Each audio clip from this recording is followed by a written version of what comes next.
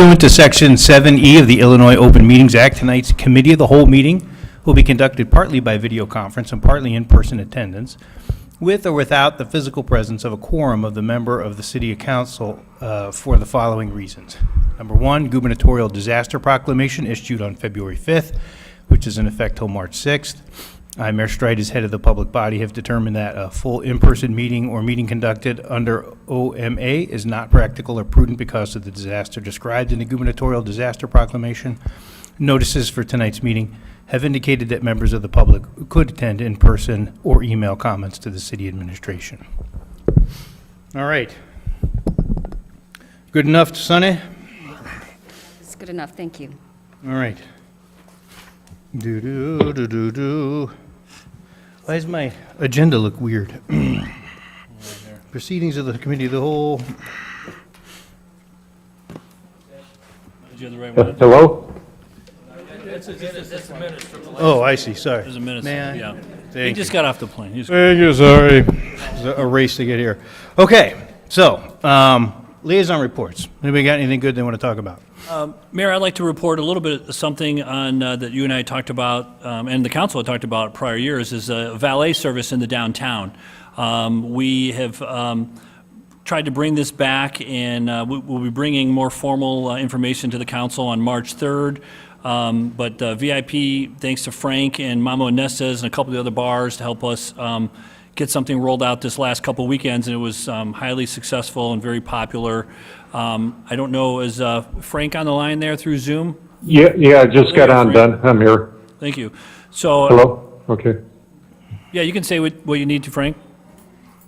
Oh, no, it actually went well for us. You know, the customers raved about it. The last couple of weeks, we've had tremendous issues with parking, you know, especially with La Camille opening up.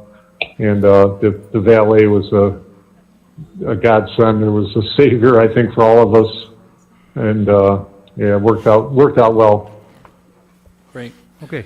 Well, we'll be good. bringing that item back to the council on March 3rd. We had approved that last year, but we never really implemented it because of COVID. Things are going better now, and they have good practices, and so I'll have that to you. And And Ben, this is Yeah. gaming funds, right? yes, that would be the proposal again, is to utilize gaming funds if it's approved by council. It's gone over really well. I mean, I've had people tell me they used it, they really enjoyed it, and it went over very well. And this group does, the VIP Valet Services does the restaurants in downtown LaGrange, so they have experience in it. We have the insurance cert, and I just did a small PO to get them started, and then we need to bring a larger contract to the council for approval if we're going to go forward with it all year long. So it was a good test trial, so thanks, Frank, for bringing them to our attention and everything coming back.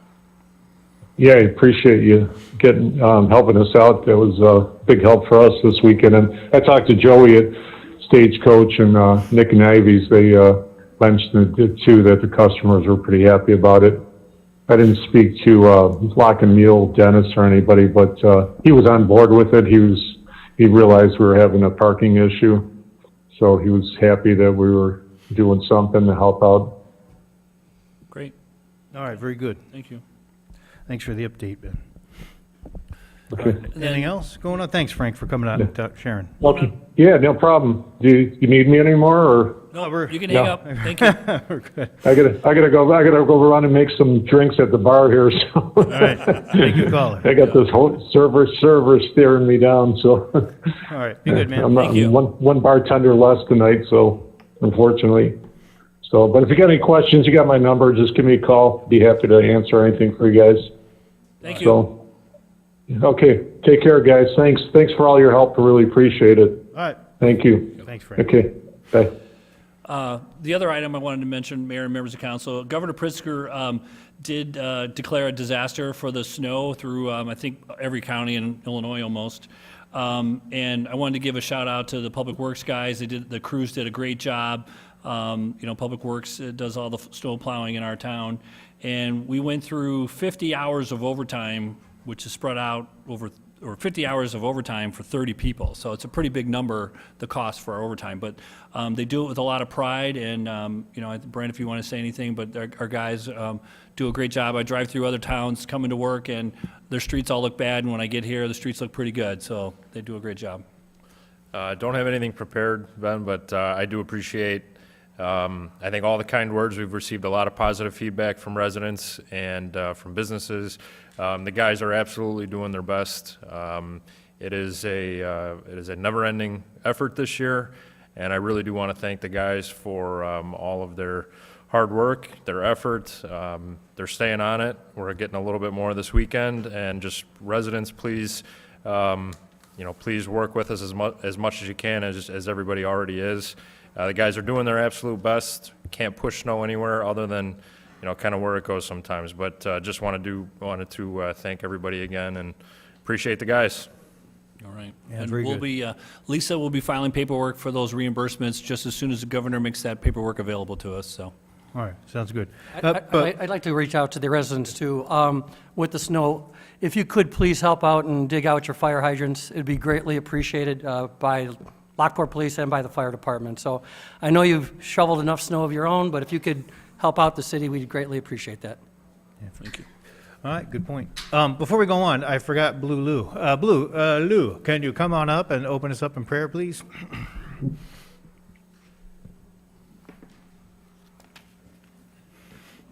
Ask you to pray with me, if you would, please. Almighty God, it's our desire to honor you by doing your will. We come before you to receive your guidance and wisdom for our evening tonight.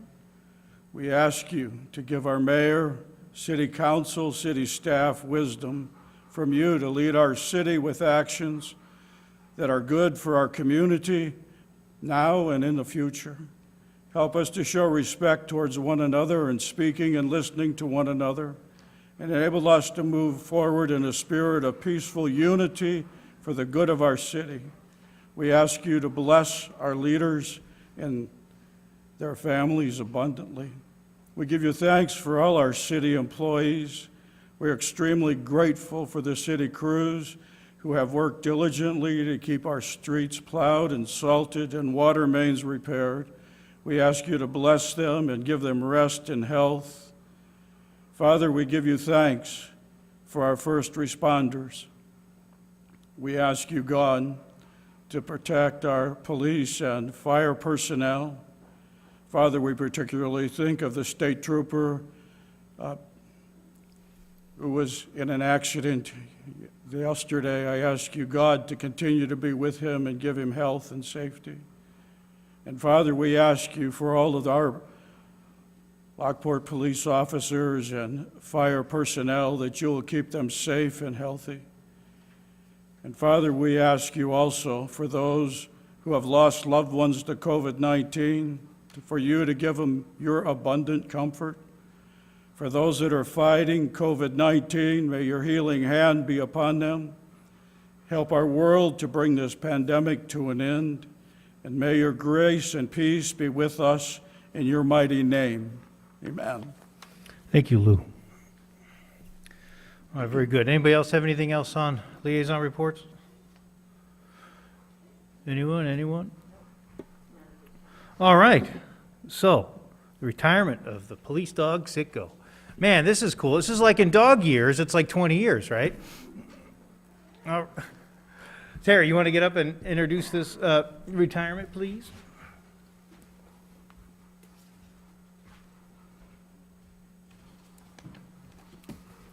Mr. Mayor and members of the City Council, today we're going to present a resolution that would surplus our canine and tender ownership to Officer Andy Ganger, who has been so gracious as to take ownership of the dog.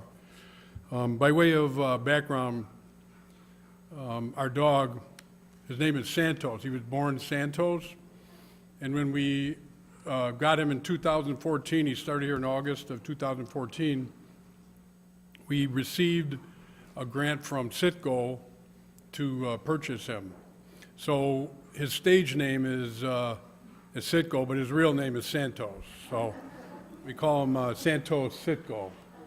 It was always good that Jiffy Lube didn't sponsor the dog. Yeah, absolutely. So, again, we've had him since August of 2014. The dog is really good at finding drugs, finding people, but what he's best at is he's really good with people.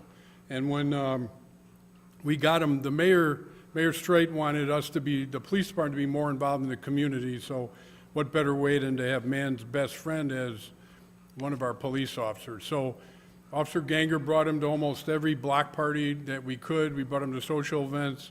And he's a really high-energy dog. A real high-energy dog, as you can see in the back. So it's unusual that you have a high-energy dog that's really good with people. And his best trait was he was phenomenal with people.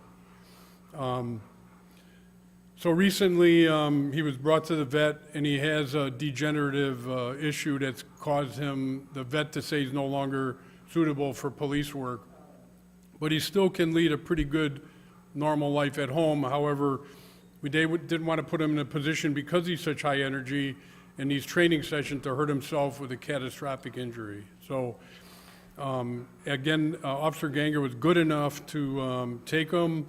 We will need a resolution, and I would urge that this go on the consent agenda. But before I end, I would ask that... It's actually on an action We item. have it on both Yeah, it's tonight. on Action both, item? so it's Okay. on an action item, so it's already been taken care of. The only people on the council when he was approved back in 2014 was Alderman Deskin and the mayor. So what I would like is if Officer Ganger would come up here and let the dog say goodbye to all of you. Come on up, Andy.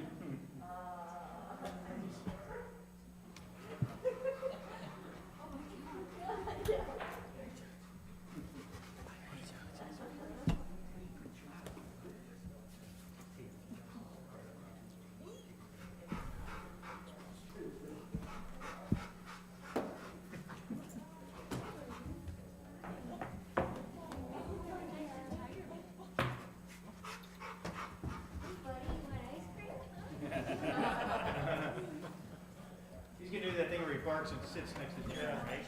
Yeah. Yeah.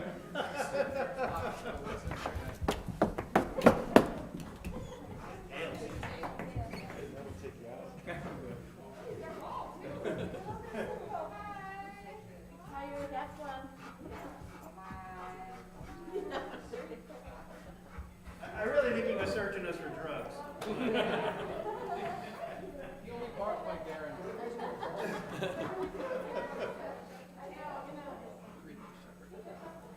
Andy, would you like to say a few words on behalf of your canine partner?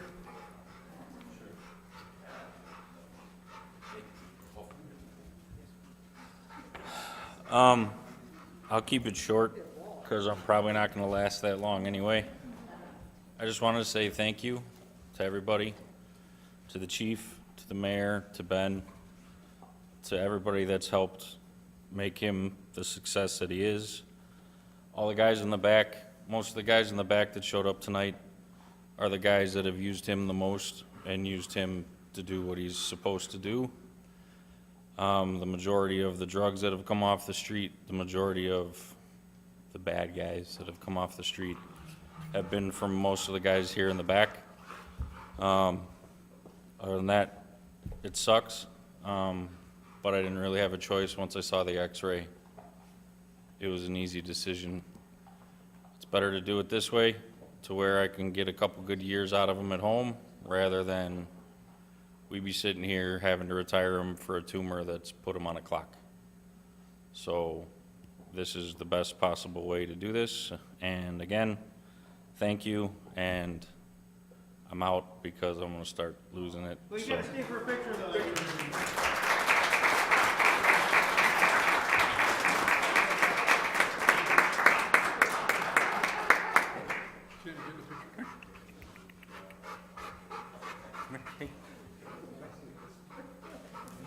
I know you hate pictures. I know you do.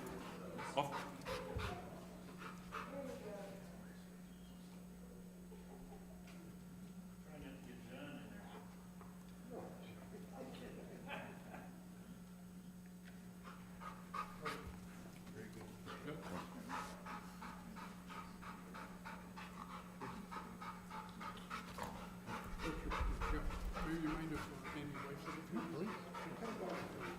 introduce yourself. Yeah, just say- Hi, I'm Andy's wife, Santos's mom, and one of the things he won't ever talk about is really how much the dog has been at home and everything for him. It's been a full 24 hours every day since he's gotten him. It's not that the family goes to the wayside, but the dog becomes, the best way I can describe it, and I hope that it's not insensitive when I say it, but it's having a child who has disabilities, who can't be without. You know, we can't have him around people. We've never let him alone in our house with our children.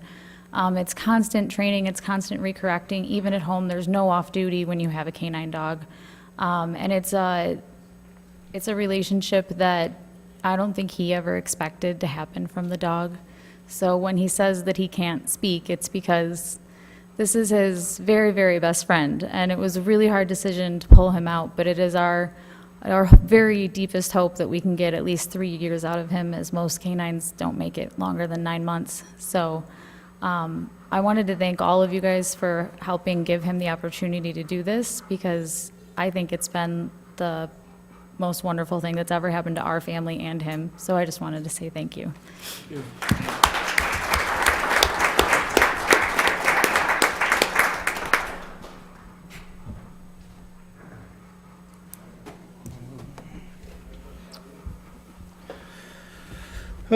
Well, mercy, mercy. Well, thank you, officers, for coming out to say farewell to his active duty life, but obviously Sika will be around, and we hope for a long time. But thank you again for everything with the K-9 unit. So we will pass that ordinance or whatever it is that we need to pass here at the next It'll meeting. be a So, resolution is on tonight's city council meeting for action item. all right, sounds Mr. Mayor, we are actually having a formal retirement with all of Santos training partners, all the dogs, at the police department on the 25th at 10 o'clock in the morning, if anybody wants to be there. We have a cake that he can actually eat.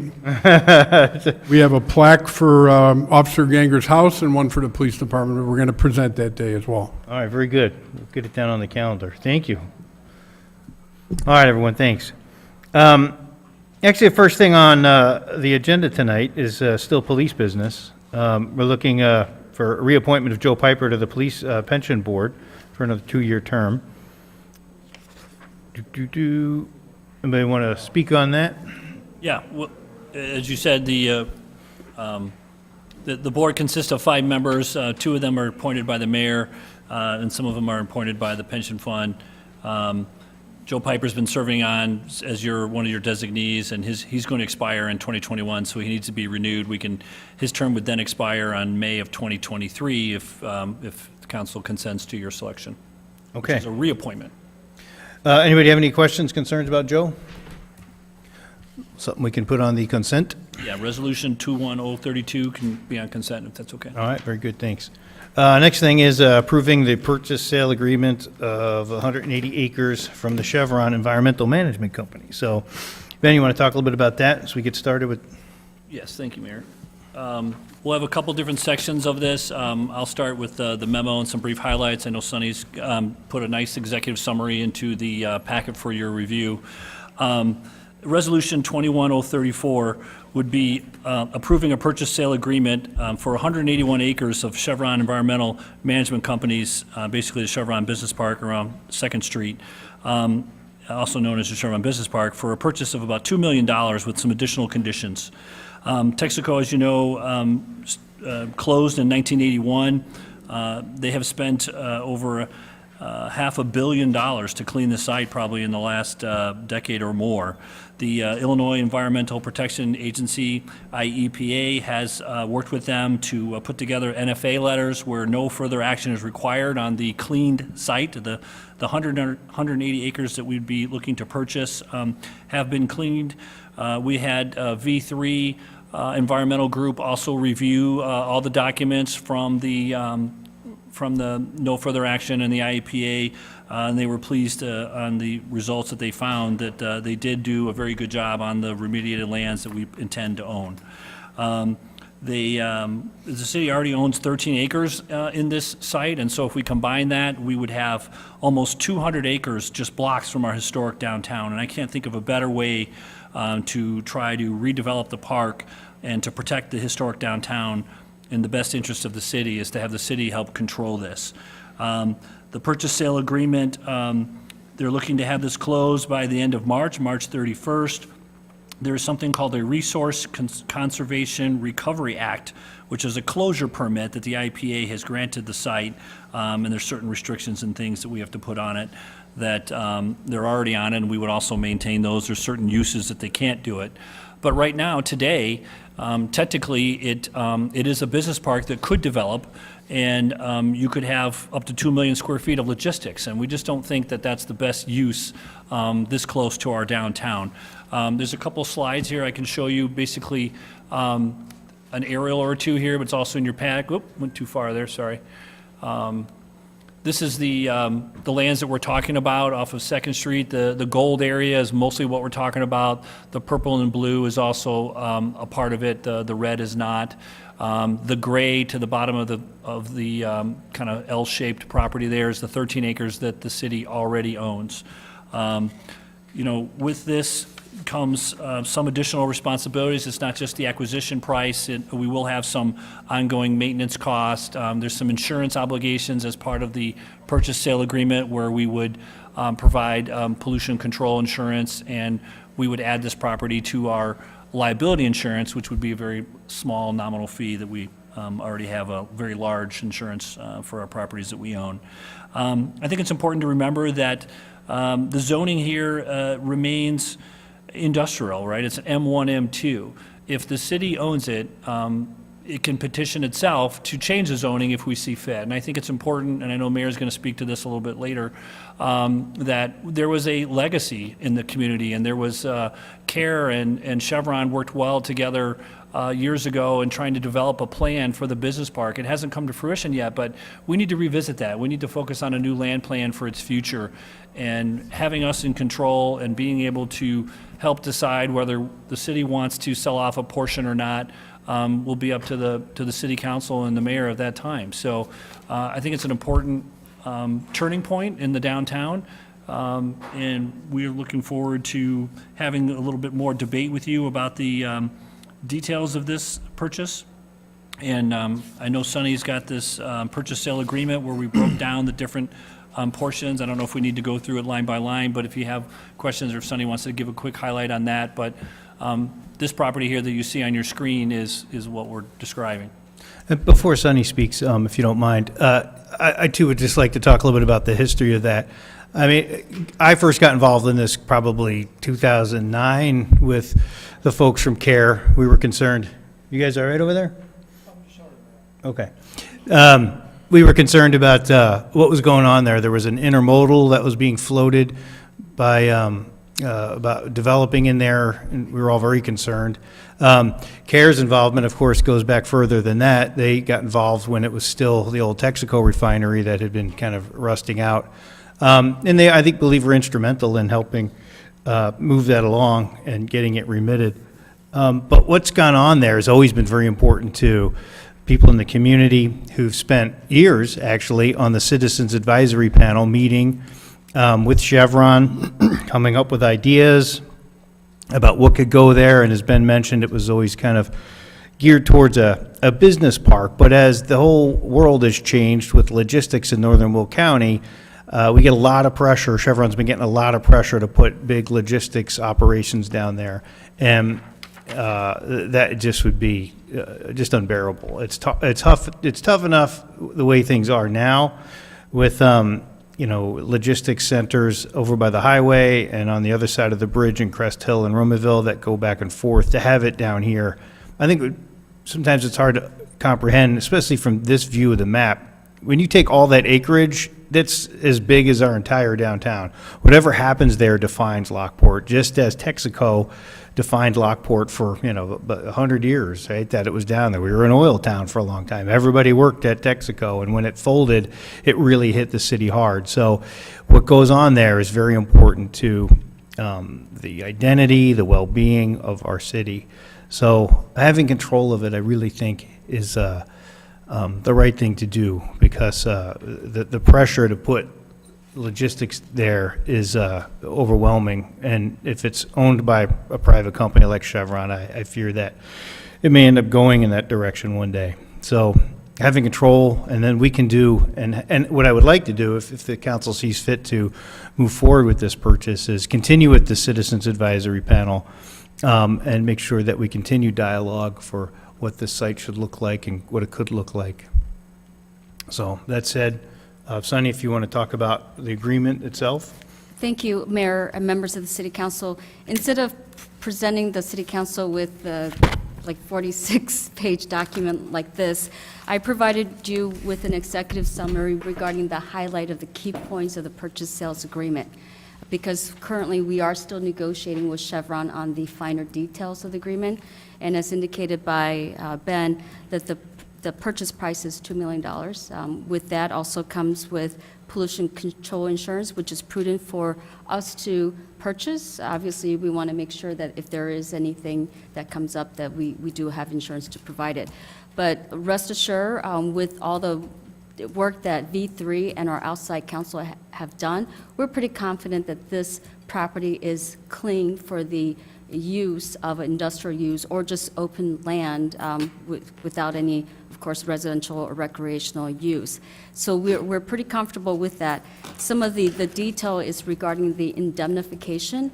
So we are indemnifying Chevron for any on-property, on-site contamination, because what they did was they took out the contaminated soil to the bedrock, replaced it with clean soil, so it's pretty clean. And so we are purchasing, the city is purchasing the property as is, but that doesn't necessarily mean that it's contaminated. It's pretty clean, and there's been a lot of studies indicating that it has been, and the EPA has looked at it and determined that it's clean for the industrial use. The assumption of liability is that we're not going to indemnify Chevron for off-site contamination, anything that migrates that's related and contributed to their prior use. Now, if we have new users, or if we use the property in a way that ends up either exacerbating the contamination or causing additional off-site contamination, yeah, that's something that we will be on the hook for. But as far as anything that may migrate that is linked to Chevron's operation, you know, Chevron will still be on the hook. As far as the redevelopment agreement and TIF agreement, we are negotiating for Chevron to walk away from any obligations that they may have with the TIF fund. They're looking at that, and they will determine whether or not they want to agree to that. The easement agreement, Chevron in that gray area has easement agreement with the city to use the top portion of that. They used to have their trailer where they marketed the property. The trailer has since been removed, and they're agreeing to, if the city purchased the property, to terminate that easement agreement earlier than 2024. So there are other things that we negotiated. I'm not going to bore you with some of the details, but there are still some pending items that we're still discussing, such as the BNSF railroad access, the perpetual easement agreement, and temporary bridge that's located off-site. So with that, we are negotiating with the fine details, but again, as indicated in the executive summary, there is no negotiation on the city council table, on the floor, during discussion, and there are, of course, confidentiality agreement that we don't disclose any of the confidential terms, the details that we agreed to not to disclose until the actual purchase and the actual closing that would be by March 31st, 2021. So if there's any questions regarding that, I will be more than happy to answer them. Those things that you just mentioned, though, Sonny, these things would have to be made public before we vote on it, though. Yes, the actual agreement itself, we will present on the March 3rd meeting. We just received this earlier this week. It was too late to put it on the City Council Committee of the Whole agenda. But yes, this will be, the final purchase sales agreement would be on the agenda, available for public view and for anyone to look at. Again, this will be an action item, so any members of the public can still appear on March 3rd to either say what, they're in support or against. Okay. One thing I'd like to clarify is that there is still an active TIF on all this property, and including a lot of the downtown.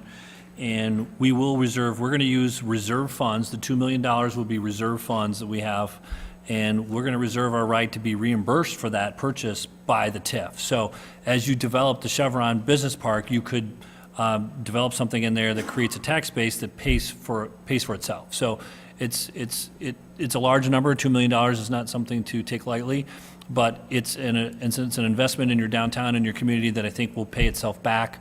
I look at the example from when we took Embers, right? We bought it for about $350,000 and we sold it for very little money, and the developer put $2 million into it, right? And now we have a successful business in the downtown. So it's not something we do typically, but this is an opportunity that came up, and we felt it was in the best interest of the city of Lockport to try to control this future park. So at the purchase price, the study, environmental study, outside consultant, those are all TIF-eligible expenses that can be reimbursed, and the TIF fund includes the TIF funds from all the other areas, such as, the Stagecoach, Lock and Mule, everything that's generated, the EAV that's generated because of the increase in property value can be used to reimburse the city for the expenses, purchase, sales agreement and everything else, the purchase price. So it is eligible for that, and, therefore, it makes sense to control the development. Otherwise, if it was left for any other party to purchase it, again, the zoning survives the expiration of the annexation agreement that's specifically in that annexation. So if the city did not purchase this property, it could go to any other purchaser that can put any uses, including logistics, including anything that has heavy truck traffic. They can do that, and the city really can't have, we don't really have a lot of say in regarding that permitted use. Okay, I know we've discussed this as a council, like in executive session a little bit, but now as things are solidifying more, does anybody have any questions, concerns? I do have a few questions. So my question with this first is, I know a lot of the financial numbers that we were given for pollution control, 459,000 over 20 years. The indemnity policy would be at 200K over the 20 years. The liability could be possibly 69 in extra costs, so 728,000. But everything was 20 years. Can the city sell this property to someone else? So that has not been discussed yet, or are we stuck with it for 20 years? No, as a property I'm just owner- asking, is it Yeah. something we could sell, or, because everything was listing for a long period of time, so it is something we can sell. So it's not like by us purchasing it, we are agreeing to a certain time with the EPA. The actual purchase sales agreement indicates that any subsequent owner would have to comply with all the conditions of the purchase sales agreement. So therefore, if we sold a portion of that business park, the subsequent owner would have to get the pollution control insurance, would have to get the excess indemnification insurance. For the city, because we enjoy tort immunity and we also have sufficient funds, we're working with Chevron to say, if we're not a private party, we have sufficient funds that if we needed to take any actions that's beyond what is in the regular insurance, we have enough funds to do that. A private party would not, private purchaser, so they would have to get the excess liability insurance and everything else. Once they purchase that portion of it, the city wouldn't have to buy the premium for the whole entire park. So it will actually reduce whatever insurance premium that we would have to So that maintain. $200,000 number, we're hoping to not have to pay, right? So you mentioned the $400,000, which is the pollution control for 20 years, and the $200,000, which is the additional liability. We're negotiating with Chevron still that we've sent them a financial statement and a letter explaining that we don't feel we need that secondary insurance, and so we're hopeful that we'll be able to close on the property without that additional insurance, that we have our own insurance. And then that additional insurance that you mentioned, the $6,900, that's just what it would cost to add to our land policy over 20 years. So it's pretty nominal. Yeah, and that's like a slip and fall type of Yeah, it's just insurance. standard liability, which we have anyway. And we could, in fact, sell it, like, as you alluded, in pieces. If, with, between the Citizens Advisory Panel, Planning and Zoning, and everyone here, if we come up with a plan of a business park that's cohesive and has a good master plan, we could conceivably sell smaller sections to build on that, which has been one of the problems with Chevron. Chevron has always wanted to sell all of it at once. And we've had to turn away a lot of, I think, really interesting smaller users over the years that I think would have been beneficial to the city. But, you know, Chevron did not want to part with 10 acres or 5 acres at a time. So we could do that and slowly chip away at that liability is what you're talking about. And then I do have some other concerns. When we would purchase this, then we would have to obviously take care of the grass there. So then would we have to buy more lawn equipment? Do we have services to do all that for keeping up the property? Because it is 181 acres with the extra 13. It's almost the size of the golf course where I live. So, I mean, just saying, this is a lot of land then to maintain. And then there's no say how long it'll take us to develop it. So we would be responsible for a long time maintaining this property. And then also, I did have another question with this purchase. If we are planning on developing it, are we planning on hiring another employee to help with the development? I can't see that that entire amount would fall on Lance then, or our city government to plan on working with whoever the developers are. I would almost assume this would be a full-time job. Someone has to be dedicated to developing 181 acres. No, I don't think Yeah, it's necessary. there's no requirement under the purchase sales agreement that the city has to develop the property. There's no legal obligation. It's one concept. The council can decide many concepts in future years. We could use it as open lands. We could use it and sell pieces of it to develop. You can do different things. Right now, we have no anticipation that we would need to hire anyone. I feel our staff and nucleus here would be able to handle it. We were certainly going to engage this Community Action Committee to help us do a plan. I think we would probably hire a firm to help us with the land plan and the vision that the city council and the city wants to see for this. So there might be some expenses there, but those are fairly nominal. And yes, we've talked about the annual maintenance, and grass cutting, and it's not that bad. What did you guys? Right, so we're guessing at about $50,000. I had written down that $45,000 in grass cutting a year, the $20,000 a year in the pollution control, and about $10,000 a year for the liability insurance that we're hoping to remove. So I would say in earnest, about if we budget $75,000 a year to own this property without any other income, that would be sufficient. Now, again, we can also use TIF funds to pay for some of those services if we so desire, but I'm not sure I would advocate to spend maintenance on TIF money on maintenance, but other than that, there isn't another expense that we're looking to add to the budget. Not personnel, for sure. And then I would like to know, how much do we have in the TIF fund currently? And was Lisa on there? Yes, I am. The TIF fund does not have a whole lot of money in it right now, but we get about $240,000 every year. So, we'll be accumulating a lot more here as the time goes by. And the way that we've been utilizing the TIF fund is you can set up a due to, due from the general fund to the TIF fund. So the TIF is, the general fund's actually loaning the money to the TIF fund, and we'll get repaid back annually as we get revenues in there. So we still have quite a few years left within the TIF. The TIF goes for 23 years, and then you can add an extra 10 years after that if approved by the state. So there's plenty of years for us to recoup our money. And if we do develop any of it, then there'll be additional money that will come into the TIF that will increase those dollar amounts that we have. So the TIF fund itself right now does not have a lot, but that does not mean that we can't allocate or reserve the right to allocate, like we have in the past, the TIF funds against this project. So it's an eligible expense. We've checked with our TIF consultant. It's an eligible use of TIF funds to be able to do so.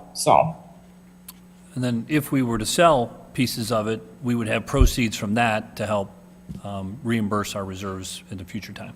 So do we need to allocate that in an ordinance that says now, prior to purchasing it then, that we would be using it to be TIF fund money being spent on it? TIF fund, when any person in a TIF district wants to get their expenses reimbursed, it's done administratively. So if there was enough funds for a business owner in the TIF, said, they acquired a brownfield or acquired some dilapidated property to redevelop it, they don't necessarily have to come, when they're not even required by statute to come back before the city council to be approved. It's done administratively for TIF funds. I'm the But- TIF administrator. We have an annual TIF meeting with the members of the TIF. A good example of that is Chevron itself helped the city a few years ago. They spent $60,000 on a flood study in the downtown for the west side. And they reserved their right to be reimbursed by that at a future date. So the TIF owes them $60,000. Now, part of our negotiations with this, we have asked them to forgive that, right? They're going to walk away from that $60,000 claim because they've never submitted receipts to do it, right? I think they always plan to do it at some point, but at this point, we've made it part of the negotiable terms of this agreement, and so we'll save the TIF $60,000 right there with this sale. That they're going to walk away from that. And the redevelopment agreement has certain privileges and access points and things guaranteed that we've asked them to walk away from the redevelopment agreement, because if they're selling the bulk of the land, they won't be the ones redeveloping, and they don't have the rights to get reimbursements or expenses. So basically, Chevron, at this point, has agreed to those suggestions, but we're just waiting for the final agreements to bring it to you all to have it voted upon. But they are willing to walk away from the RDA and the TIF, which is a good value to the city going forward. And then I have another question in regards to, I know it says we have the money to purchase it, the $2 million, but what I want to know is what are our current cash reserves and how many months of operating funds does the city currently have right now in reserve? So we have about 8 months of reserves. We're only required to have 4. So we have double the amount that we need. Is that before or after the $2 million? That's before the 2 million. Could you clarify, Lisa, how much is in the reserves, though? Yeah, so we have, right now we have $14 million in the general fund itself. And we're required to keep 5.5 million, which leaves us with an extra 8.8 million. So if we subtract the 2 million out of that, which it's only a temporary subtraction if we do intend to use the TIF for that, okay? So it's just, you won't actually see that coming out of the general fund. It's a cash only. A due to, due from will be set up on the books, so it's an accounting journal entry that will require to show that that money is actually coming out of the TIF, not the general fund, but we're using general fund cash to do it. Does that make sense? Sure. And don't forget, each year, I think we add to the reserves where different departments and different projects come in under budget, and we close out the books, and those leftover monies go to reserves, which we pull for capital or for emergencies, and so it's certainly something that we have the ability to make this purchase by cash. All right, anything else? Yeah, I've got some comments. It isn't too often that anybody has the opportunity to make a once in 10 lifetimes type of a decision, and that's what this is. If the city of Lockport was incorporated in 1836, and in 2136, if all that is reclaimed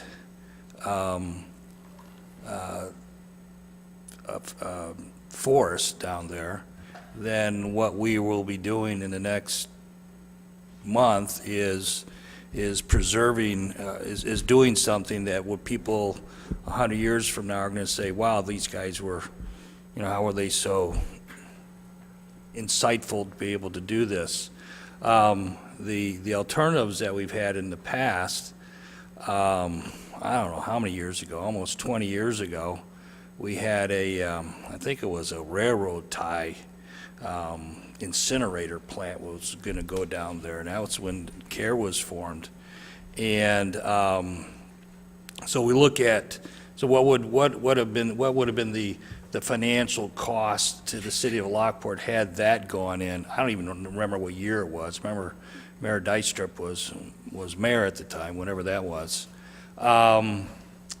We had a very heavy industrial use when we had Cogent come through, which, you know, due to the M1, M2 zoning, we really didn't have any choice but to say yes to this. It didn't come.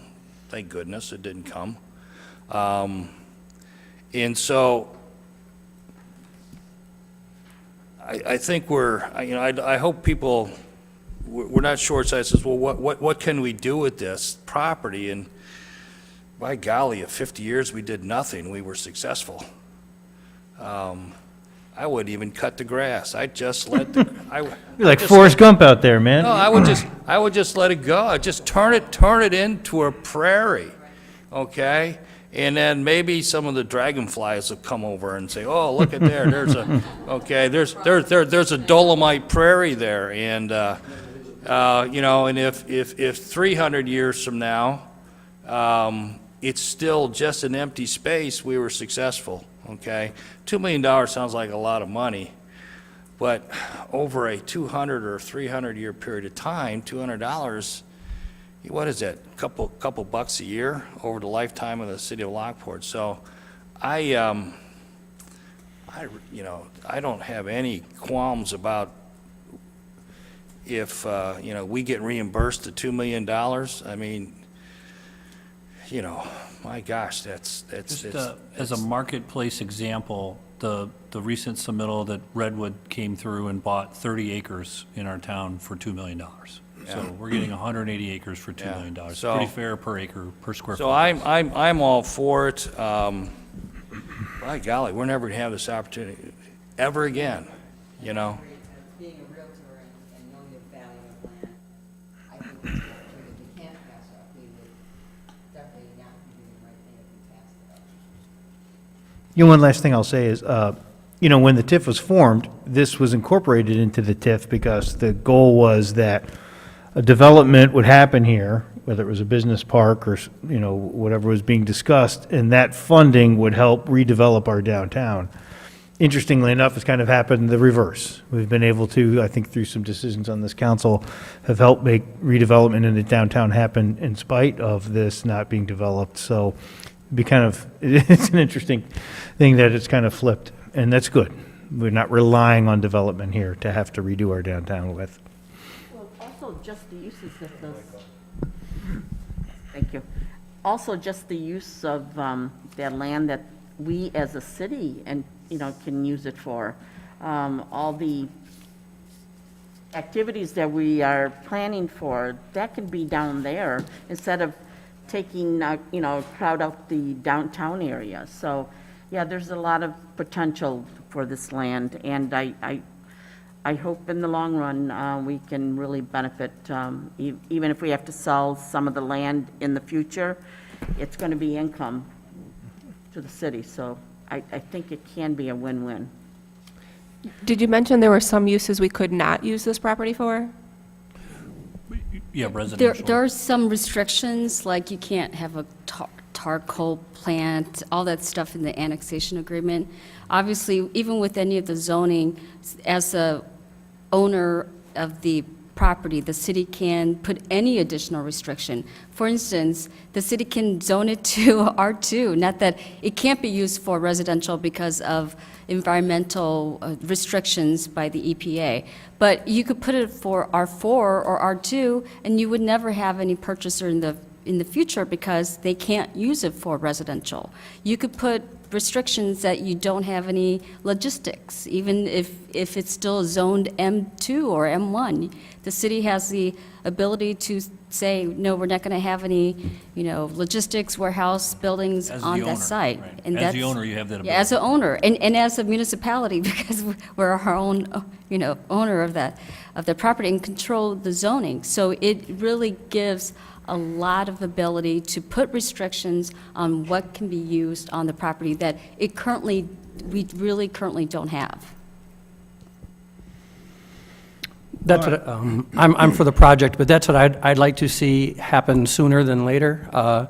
If we would choose to purchase this, I would like to go right into any zoning changes by this council. I know future councils can decide what they want to do. I mean, they could, but I think if we put into place our thoughts, at least it might be tougher down the road for a council to get a majority vote to overrule. So I'd like to, like the idea of, declining any rail service into there. I think that's something we wouldn't want to get, maybe it exists, but if it doesn't, I'd like to see something like that put into place sooner than later. And so I don't want us to all of a sudden just sit another 5 years saying, oh, it's still zoned M1, M2, or whatever.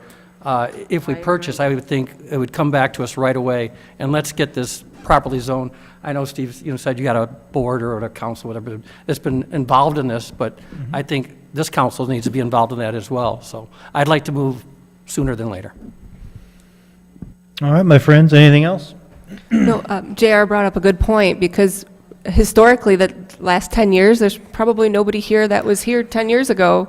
And so in 10 years, this could be a completely different council of who's here, and the decisions we're making today will be 20, 30, 40-year decisions in the future. So you have to be smart. So I agree with you there, JR. All right, very good, my friends. We will put it on as action for our next meeting. Yes, it'll be an action item since we will be proposing the final purchase sales agreement at that time on March 3rd. Okay. Thank you for all your extra time on that, Sonny. It's been a lot. Yeah, you guys did a really good job. I know that was a lot of work involved, so thank you. All right, next thing on the agenda, CA2. Yes, we're only on item number 2. Thank you, Mayor. The Resolution 21036 is the professional service agreement with HR Green for an engineering design Phase 1 for the stabilization of INM Lock Number 1. I've got a little aerial for those of you who may not know exactly where this is. That's Division Street and the canal. And the lock is a historic structure that's been there for 100 years. What people don't know maybe so much about the lock is that really Fitteman Creek and a lot of the storm, when the water rises, that little creek turns into a kind of a raging river. And I've got some interesting videos. And so it's part of our floodwater concerns. And so we've obviously have seen it deteriorate. We looked at it a while back for growth, and there was things growing out of it, and we got some of that stuff removed, but we really couldn't get down into the channel. And we've approached the IDNR, who acknowledges that it is declining in stabilization, but they don't really have it in the budget right now. They decided they would work with us where if we would at least cover the Phase 1 engineering, that they would make it potentially grant eligible, and/or they could potentially use emergency status funds, but they need that Phase 1 engineering to determine exactly what the engineer's probable cost would be to make the fixes. We think the fixes are going to be about $250,000, $200,000, $300,000 to get the work done to stabilize it for maybe for another 100 years. But with the help of our lobbyists and the Corps of Engineers getting involved, and they contacted IDNR, we think we have a pathway here to get this fixed and not have to worry about this crumbling. Our worst fear is that if it falls in and the waters get diverted into part of our downtown, that it could be a disaster. So we want to make sure that the water can flow through there properly, and we want to maintain the historic features. We want to be able to, people visit it on the bike path and can walk across it, and it's one of our tourism attractions in our town, so it's an important structure to maintain. Yeah, thanks for doing this. I walk by it all the time, and I've been very concerned, so I called Ben on this, and I appreciate your help. It was stabilized once, many years ago, and it was, it held up, but it really started looking like the Seven Arches Bridge. And if you guys remember that, that was a really cool bridge that completely collapsed because things were growing in it, and water would get in between the bricks and freeze and thaw, and eventually it all went down. And it's one thing for the Seven Arches Bridge. I think it was pretty tragic, but like as Ben mentioned, if this collapses, that's really going to back up a lot of water into our town. So we've got to get this rolling. So this resolution authorizes the sum of $26,550 to HR Green to help us put together the Phase 1 that will allow us to work with IDNR and the Corps of Engineers. SHPA, a lot of the state agencies are going to want to participate, but I think together we'll be able to get it taken care of. All right, any questions, concerns?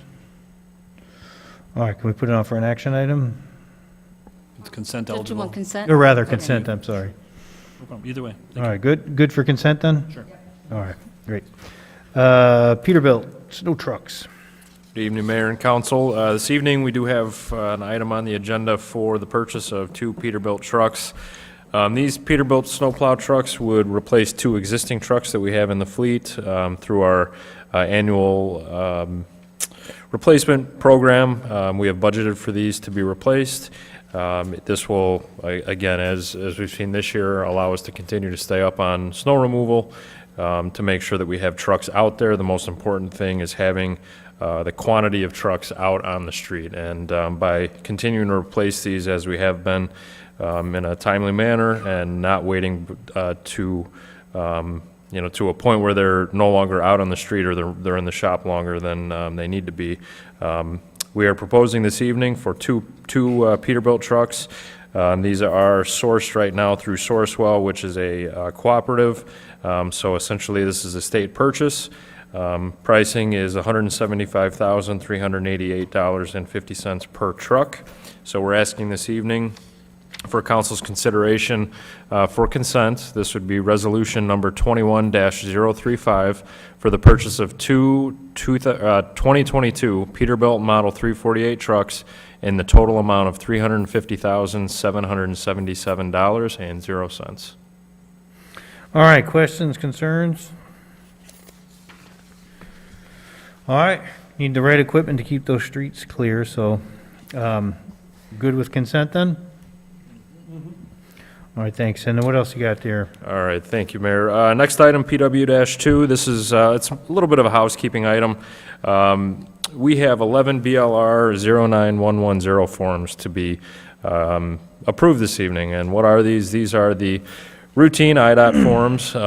They sound a lot cooler than they are, but basically what these are is these allocate each year on an annual basis. We come to you like we did last month. We come to council and we say we're proposing to spend X amount of dollars this year on X projects. Those funds are then allocated, so they are in IDOT's mind. They are allocated, meaning that's what we're going to spend them on. We spend them, we show them receipts. They verify that those receipts, they verify that everything that we've spent the money on is on the appropriate items. Once all that's done, we submit another form that closes out the year. So it's a mixture of accounting and project management and engineering and just ensuring that we're spending the funds correctly. Unfortunately, for a period of years, the initial allocation was not done. Doesn't mean that there was anything wrong. It just means that initial allocation was not done. IDOT has gone through and they have verified that all of the expenses in those years were appropriate, that they were spent on the appropriate items. They were spent on items that MFT dollars can be spent on. That, again, that's the most important thing. So this evening we have 11 BLR 09110 forms that we are asking to complete. Again, this is more of a housekeeping item right now, as IDOT has confirmed all of these earlier in 2021. So all of these purchases have been approved. This evening, we would be looking for each of these resolutions to be considered for consent, and we would then submit these to IDOT. IDOT would then approve them, sign them, and they would send them back, and then we would have documented copies of each of these. So, any questions? I would gladly take those at this time. I just want to make a comment on that. Those 11 projects are almost $2 million of paperwork that was not processed. Those 11 projects would be that much money over the time frame. My question with that is, at the end of the day, how much money does the city have? I estimate it's about $3 million then of funds for the motor fuel tax fund that we still have available. Lisa, you could correct me if I'm wrong, but my question, if we have $3 million of funds, I think we should be spending it on our roads. And so that amount of money should be spent on roads. The motor fuel tax funds do come from the extra 38 cents per gallon. That was, it was 19 cents. It raised to 38 cents in July of 2019.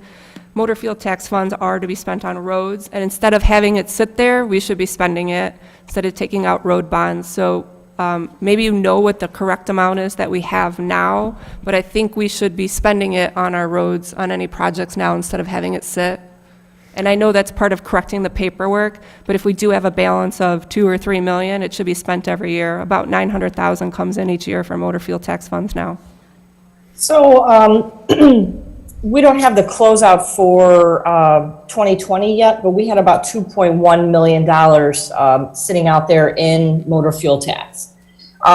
It's not important to spend that down every single year because those projects that you can use MFT funds on are restrictive, okay? So you can't, it takes a lot more engineering to be able to run a project through, and Brett can speak to this a lot better than I can, but a lot of municipalities accumulate it so that you can do a bigger road project with it. So, just spending it down is not really, the vehicle. We have a CIP plan. Our CIP plan includes what we're going to spend and what funding we're going to be using that money for. And that has been approved by council. We've discussed that, over the years. So we do have a plan for spending down that money. Brent, I don't know if you have anything else you want to add in regards to, what projects qualify and how difficult it is to be able to use that money versus, a fund that comes out of capital funds. Right. Essentially what MFT dollars equate to is for every dollar that we're going to spend, MFT dollars, they cost a little bit more to administer. They cost a little bit more to design, paperwork, document. And so what we do is we try to select the projects that we're going to utilize this money for as efficiently and as appropriately as possible. So what we're doing is projects that already are required to follow all of the federal and state mandates, such as the Illinois 7 channelization that we're looking for in 2023 and 2024. That project will already be mandated. It will already be required to follow all of those requirements, the documentation, the paperwork. So for that project, our 20% is a project that I've kind of circled and we've put into our CIP as 1.5, 1.6 million, immediately on that project. In addition, that year, we will also have salt purchase, we'll also have our maintenance purchases. So in that year, we'll probably spend $2.5 to $2.6 million in that one single year. We also have the streetscape, so that's an 80-20 for the resurfacing portion, not for the entire streetscape, but just for the resurfacing portion.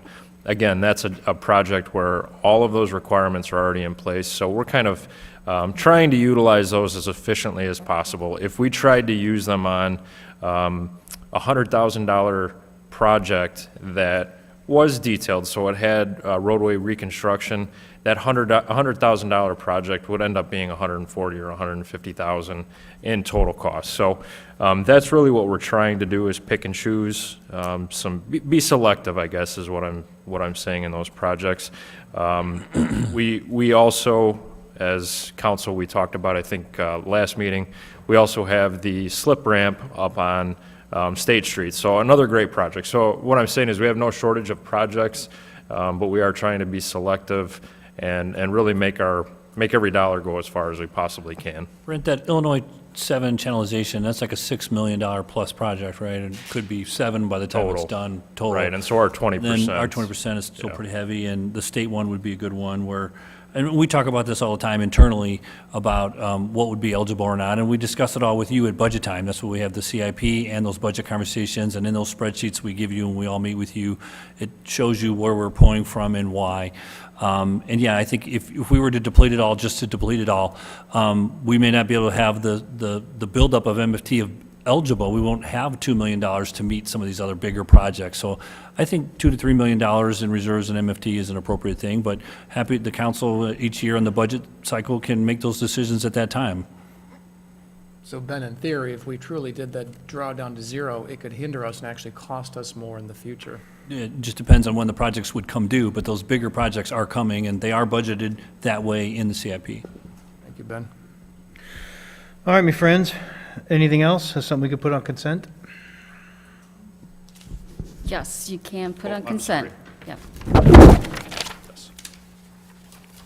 All right, so if we're good with that, then that wraps up, I think that's Committee of the everything on whole. Committee of the Whole, yes, sir. all right. Anybody else got anything else for new business?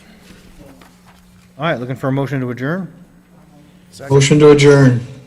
That confirms Larry heard. Hey, Larry. Okay. All right, so Larry, who seconded it? Mark, okay, all in favor? Actually, Aye. Mayor, we do need to take a roll call vote since this is Oh, in because part virtually. Larry. All right. And every member who votes must state, and I hate to say it, even if you're here, you have to state that you heard everything and your vote is yay or nay. Okay, sounds good. So we'll do a Sorry, roll guys call. and girls. Thanks, Larry. Okay, roll call. Saban. All we can do. Thank you. Schreiber. We're all here. Here, and I hear everything. Thank you. Bergbauer. Yes, and I hear everything. Okay, Galogly. Yes, and I heard everything. Thank you. Deskin. Yes, I heard everything. Lobes. Yes, and I heard everything. Thank you. Bartleson. Yes, and I have heard everything. And Peretta. Yes, and I heard everything. Motion passes. All right, let's give Kathy a few minutes to spin Yes, up. could We we will have read a that few line minutes because I again, need yeah. to print your script for the public hearings. Oh, yeah, sure. Printed those out. These are not done here? Oh, I printed them out, but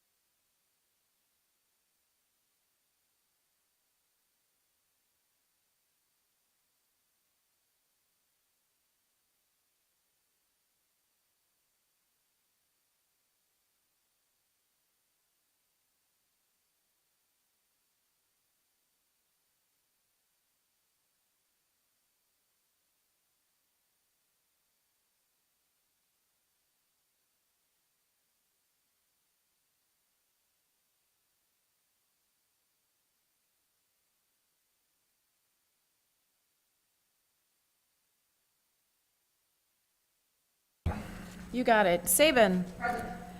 Schreiber. Mr. Schreiber. Oh, we have to wait for Schreiber. Come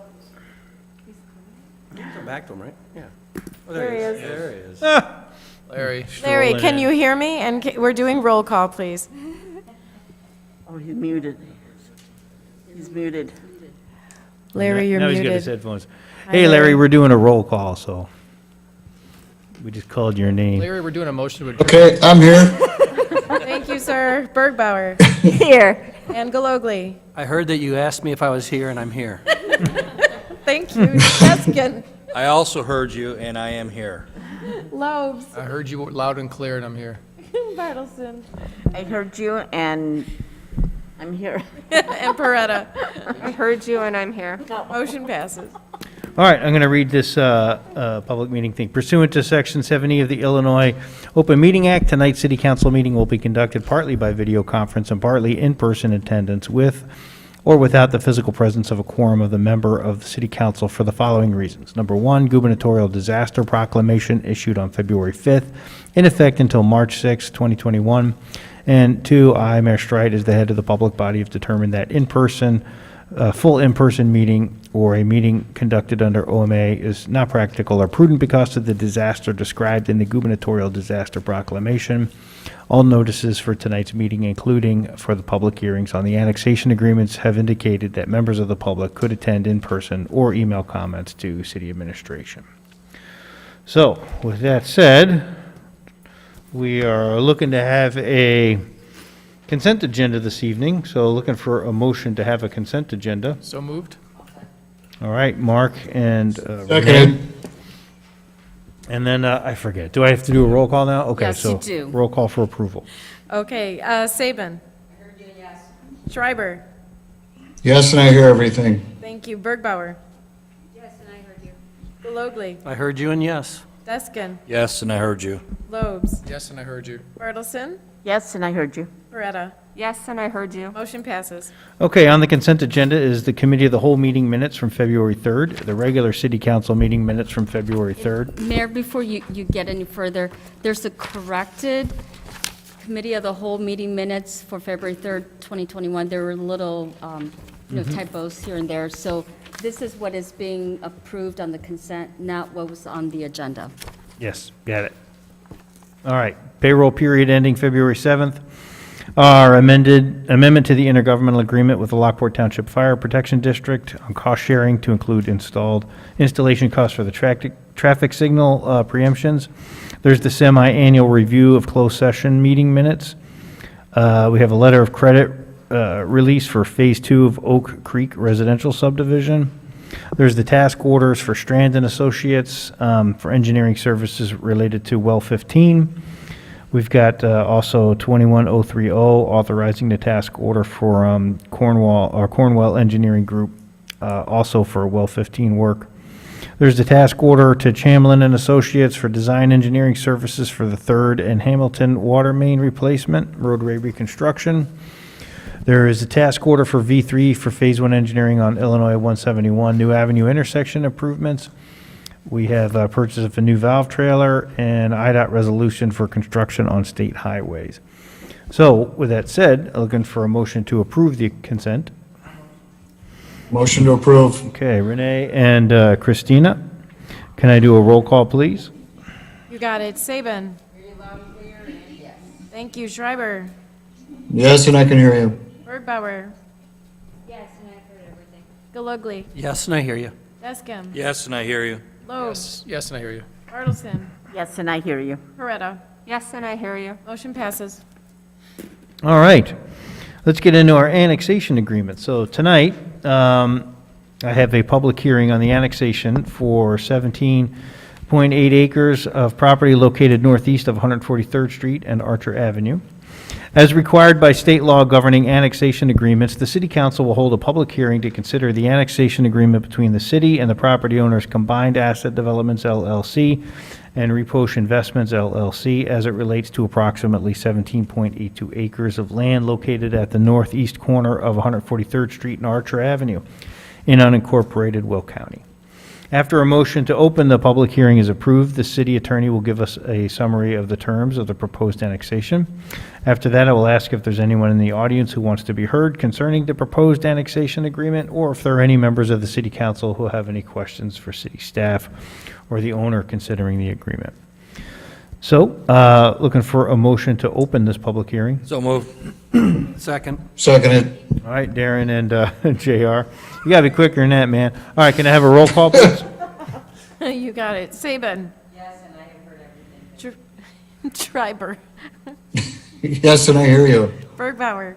Yes, and I've heard everything. Galogly. Yes, and I hear you. Deskin. Yes, and I hear you. Lobes. Yes, and I hear you. Bartleson. Yes, and I hear it. Beretta. Yes, and I hear you. Motion passes. All right, Sonny, want to lay it on us? Okay, great. Thank you, Mayor, members of the City Council. We discussed this at the Committee of the Whole last time on February 3rd. This annexation agreement will be annexing 17.82 acres of property located on the northeast corner of 143rd Street and Archer Avenue, located in unincorporated Will County. The annexation agreement states and provides that the properties will be zoned either at the same meeting tonight to C3 Highway Commercial, and particularly for the property located at 164 West 143rd Street, that parcel will be impressed with a special use for unique use to allow semi-truck parking and storage as a principal use. The owners of the property, Combined Asset Development LLC and Repost Investment LLC, have agreed to the terms, and including some of the prohibition of the use of the property, including that no large truck stop establishment or large truck stop as defined under the Illinois Video Gaming Act would be allowed on that property. The special use for the unique use will only apply to the current owners, and particularly for that unique use, it will terminate automatically upon the sale of the property, that sale to someone who's unrelated to the Repost family. There is also an automatic termination of that special use for the unique use if there is a lapse of use. A lapse of use is defined as a cessation of that use for more than 12 consecutive months. There is an exception to that if the owner of the property, and in this case for that particular property, which would be Combined Asset Development LLC, if that owner applied and got an extension from the city council at least 60 days prior to that lapse, that's the only exception. Otherwise, it would terminate automatically. The other thing that was added subsequent to that committee of the whole meeting is the site improvement plan. If I could have the next slide. This is the site improvement plan that the owner of the property has agreed to. That site improvement must be completed by July 31, 2021 as a condition of the terms of the annexation agreement. So the property will be annexed in, and it will be only developed on the condition. I know Lance is going to go through the details of the site improvement project, the site improvement plan, and the other conditions of that special use for unique use. The owner is here if there's any questions for the owner, but the publication of tonight's public hearing was published in the Joliet Herald on February 2nd, 2021, in compliance with all the statutory requirement for an annexation agreement. All right, any questions from council? I don't see anybody in the audience who's to speak up on it, so there's nothing else to be discussed, then I'll look for a motion to close the public hearing. So moved. Second. All right, Darren and Catherine, can I have a roll call, please? You got it. Saban. Yes, and I've heard everything. Schreiber. Yes, and I've heard everything. Thank you. Bergbauer. Yes, and I've heard everything. Galogly. Yes, and I've heard everything. Deskim. Yes, I heard everything. Lobes. Yes, I've heard everything. Bartleson. Yes, and I heard everything. And Peretta. Yes, and I heard everything. Motion passes. All right, fantastic. So now we're looking for a motion to approve Resolution 21022, which is approving the annexation agreement with the owner of the 143rd Street property. Looking for that motion. So moved. Second. Darren, JR, and may I have a roll call, please? Saban. Yes, and I've heard everything. Schreiber. Yes, and I've heard everything. Bergbauer. Yes, and I've heard everything. Galogly. Yes, and I've heard everything. And Deskin. Yes, and I heard everything. Lobes. Yes, and I've heard everything. Bartleson. Yes, and I heard everything. And Peretta. Yes, and I heard everything. The mayor does get to vote. And Mayor. Yes, and I've heard it all. Thank you. All right, next we're looking for a motion to approve the ordinance number 21006, which is annexing parcels of the property into the city. So moved. Darren and Renee. And looking for a roll call, please. You got it. Saban. Yes, and I have heard everything. Schreiber. Yes, and I've heard everything. Bergbauer. Yes, and I've heard everything. Galogly. Yes, and I heard everything. Deskin. Yes, I heard everything. Lobes. Yes, I heard everything. Bartleson. Yes, I heard everything. And Peretta. Yes, and I heard everything. Motion passes. All right, we'll do our second public hearing for the evening. This is PH2. This is going to be for the annexation agreement concerning 14106 South Archer to add a 9-acre parcel. So as required by state law governing annexation agreements, the city council will hold a public hearing to consider the amendment to an annexation agreement between the city and the owner, Combined Asset Development, LLC, as it relates to adding approximately 9 acres of land in unincorporated Will County to an annexation agreement concerning the property located at 14106 South Archer Avenue that was approved in 2019. So looking for a motion. So moved. Motion to open the public hearing. And Larry? No. May I have a roll call for this? You got it. Saban. Yes, and I have heard. Schreiber. Yes, and I heard everything. Thank you. Bergbauer. Yes, and I've heard everything. Galogly. Yes, and I've heard everything. Deskin. Yes, I heard everything. Lobes. Yes, and I've heard everything. Bertelson. Yes, I heard everything. Paretta. Yes, and I heard everything. Motion passes. All right, so, Sonny, lay it on us. Again, this is similar to the last public hearing. The public hearing for this amendment to the annexation agreement was published in the Joliet Herald on February 2nd, 2021, in compliance with the statute regarding enough notification for tonight's hearing. This annexation, amended and restated annexation agreement calls for 9-acre property to be added to a prior annexation agreement that was approved by the City Council back on January 2nd, 2019. This is a parcel that's located at 14106 South Archer Avenue, actually north of that, and that new parcel will be consolidated into that smaller parcel to the south, along with the right-of-way that was dedicated to the property owner. Upon consolidation and annexation, the property would be impressed with a special use for unique use to allow for outdoor storage of bagged mulch that would be processed by the Homer Industries property north of those parcels.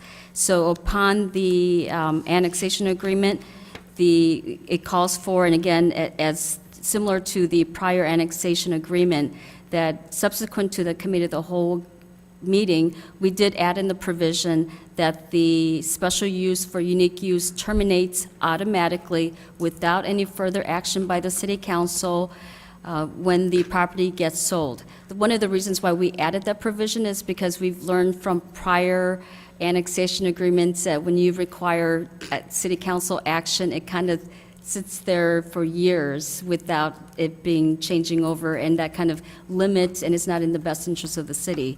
The others, similar to the prior annexation agreement, the lapse of the use for the unique use will actually terminate the special use for the unique use, obviously, except for if the property owner, Combined Asset Development, LLC, submits a request and gains a request from the city council 60 days prior to that lapse that they needed an extension for that 12-month period. So if there's any questions, I would be more than happy to answer them, but we are asking for Resolution 21-021 to be approved. The mayor does get to vote because that requires 2/3 vote, and approval of ordinance number 21-005 that requires simple majority, and the mayor does not need to vote on that. The applicant and the owner is here today if there are any questions by the city council. Anybody got anything? All right, anyone in the audience? Okay, so looking for a motion to close our public hearing. Motion to close public hearing. Very seconded by Catherine. All right, can I have a roll call, please? You got it. Saban. Yes, and I have heard everything. Thank you. Schreiber. Yes, and I've heard everything. Bergbauer. Yes, and I've heard everything. Galogly. Yes, and I've heard everything. Deskin. Yes, and I've heard everything. Lobes. Yes, and I've heard everything. Bertelson. Yes, and I heard everything. And Paretta. Yes, and I heard everything. And the mayor. Oh, and the mayor. Yes, and I have heard everything. All right, next we're looking for a motion to approve Resolution 21-021, approving the amendment to the annexation agreement. So moved. Darren? Second. Seconded by Renee. May I have a roll call, please? Okay. It was Darren and Renee. Yeah, you're not going to be in there. Okay. This is for 21-021? Yes. Okay, got you. Okay. Actually, 21-005 ordinance. Say again? No, Sunny? we're still the first one. We're still in the first. I just wanted to make sure. Okay. Saban. Yes, and I've heard everything. Schreiber. Yes, and I've heard everything. Bergbauer. Yes, and I've heard everything. Thank you. Galogly. Yes, and I've heard everything. Deskin. Yes, and I heard everything. Lobes. Yes, and I've heard everything. Bertelson. Yes, and I heard everything. And Peretta. Yes, and I heard everything. Motion passes. All right, next we're looking for a motion to approve 21005.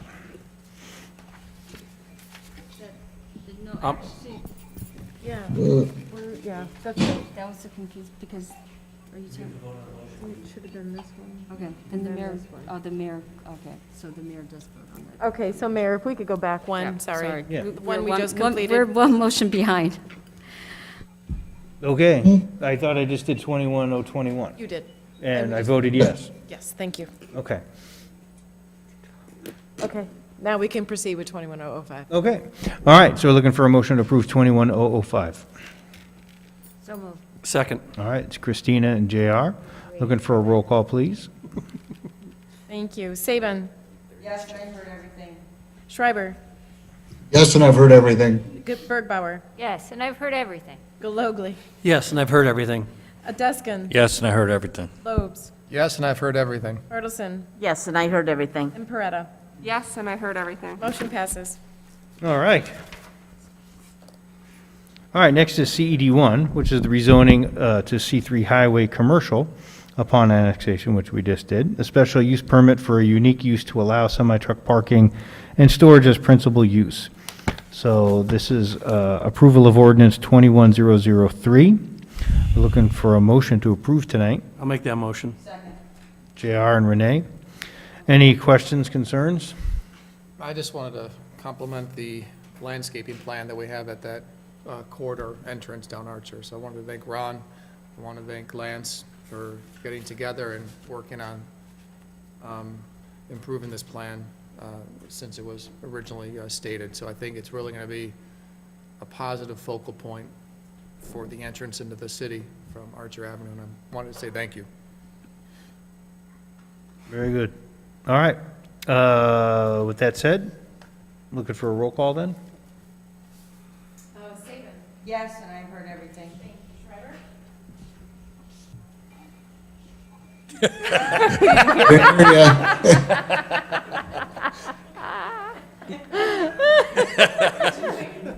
Hey, can you repeat it, Larry? I don't think anybody heard anything. We were all laughing at you. Yes, and I've heard everything now. Thank you.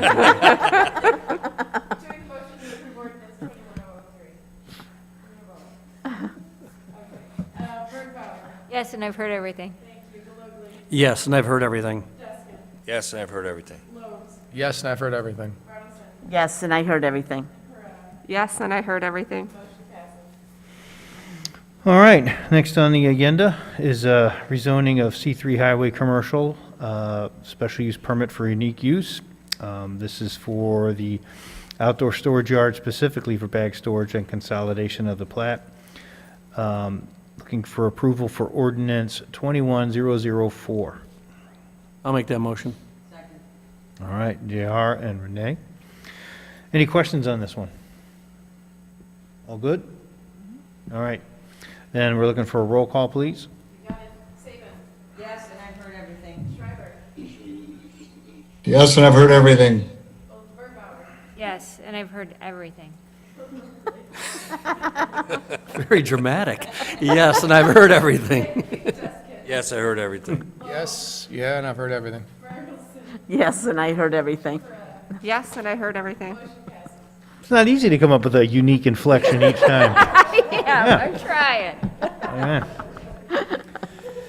All right, thank you, guys. All right, so next is, moving on to special use permit for an auto repair property. Mayor, we still need resolution 21028. Oh, did I miss that one? Sorry, man.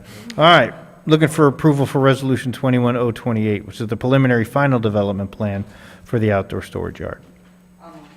Second. Okay, so we got Renee and Joanne, Yes. and we need a roll call, please. Yes, and I've heard.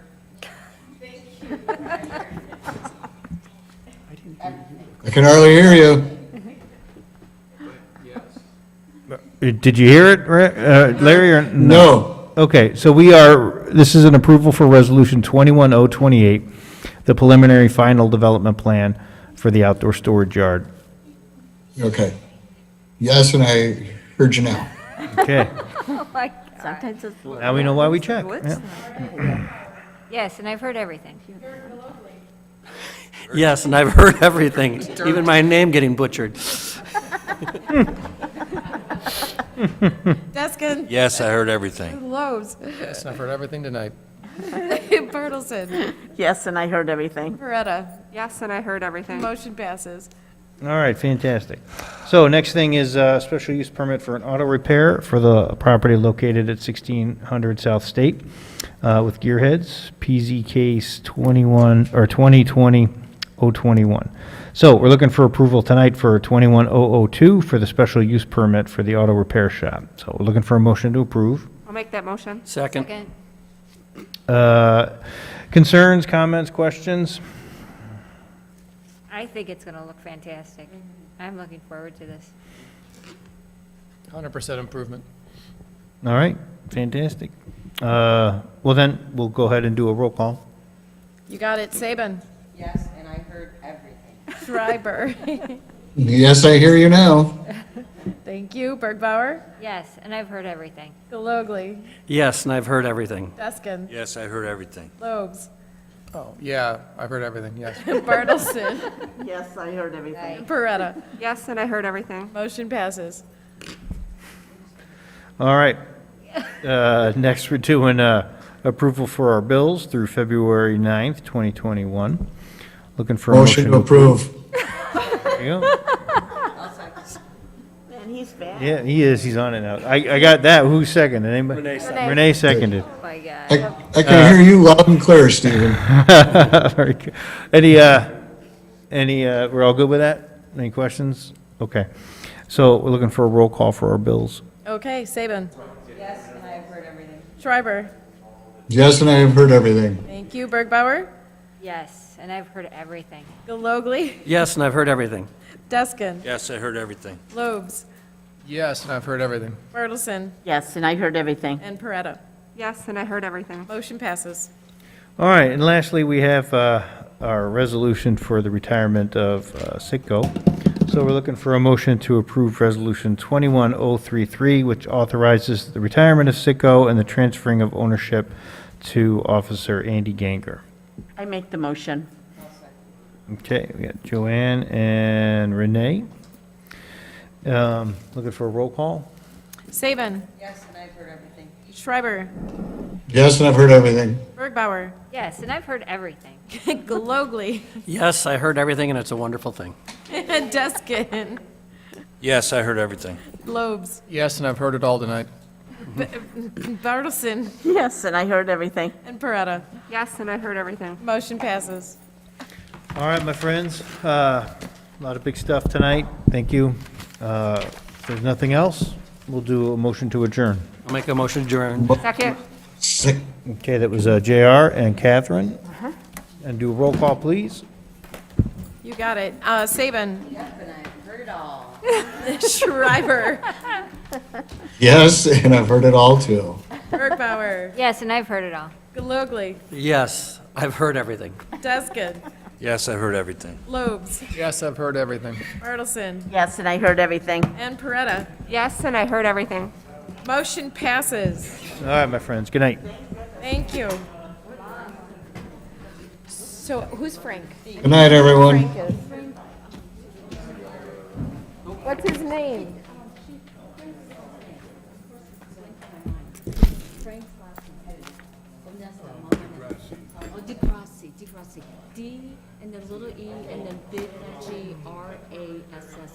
Perfect. Thank you. Awesome. Number two.